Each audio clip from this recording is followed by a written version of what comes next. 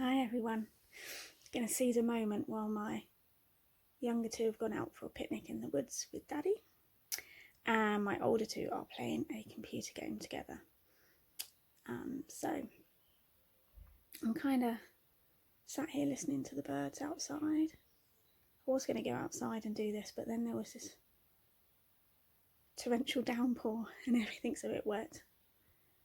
So I'll sit here, but it's really lovely. The sun's come back out and the birds are singing, which is probably one of my favourite things.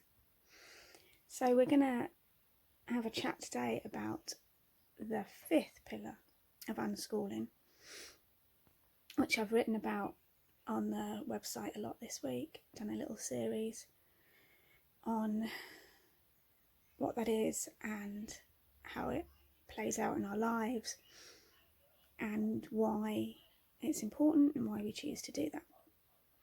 And I did a double feature on what that looks like in our house, because we talked about following their interests and identifying what their passions are. So I did a little blog about how we support our children's interests, so giving examples of what my own children's interests are and then how we have facilitated those.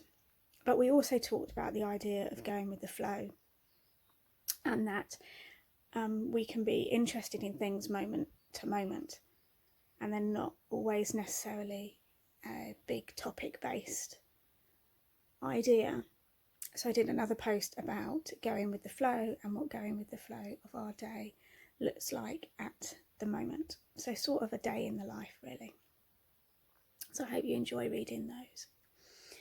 So we're going to look at facilitating our children's interests and embracing their passions, and how we embrace this natural curiosity that they have and their engagement with the world, and as an alternative to school-based thinking, where we remove them from that and point them in a direction that we want them to go in, with a set curriculum and subject headings, and laying out what we think they should be learning.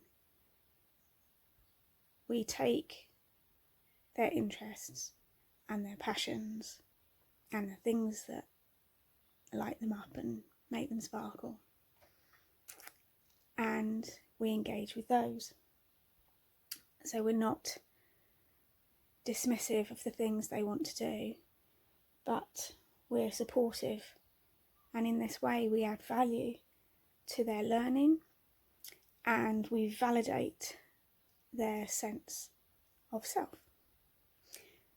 So the world is rich with ideas and activity and information and fascinating curiosities, and it's not divided naturally into subjects or curriculum or topics even, and nor does it follow a linear curriculum.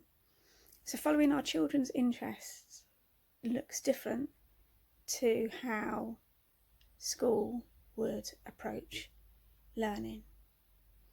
The world is abundant with opportunities and countless directions, and our children will find those curiosities and follow those directions, and we will be there to support them. So we might not always be able to identify what learning is taking place as such when they're engaged in an activity. In fact, we'll be rarely able to understand the true depths and the layers of learning, because learning is more than acquiring knowledge or acquiring skills. But we can access their activities according to our children's agenda and trust the learning process, which is actually the 6th pillar of unschooling, and we'll talk a lot more actually about that next week. That'll be the last one. So we're going to give them individualised support to access their interests in the wider world. And I thought maybe I'd just list a few things for us to consider this week. So, in no particular order. Don't judge or label what your child is interested in. Instead, we can enjoy it and delight in it with them. We can join in. We can learn alongside them, share their journey, be involved as little or as much as they want or they need,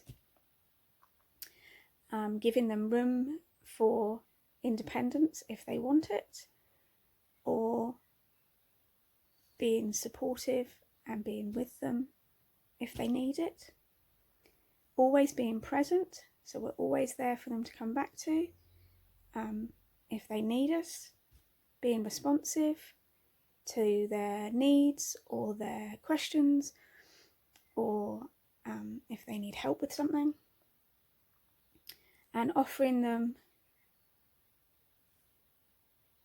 different avenues to explore that might be along the same or a similar theme. So we're going to really let go of our expectations of what our children should be learning, and when we think they should be learning it, really ridding ourselves of any timescale that we have in mind. And it's often only with hindsight that we see patterns or connections between the moments and the activities and the interests that our children have, which of course when they're small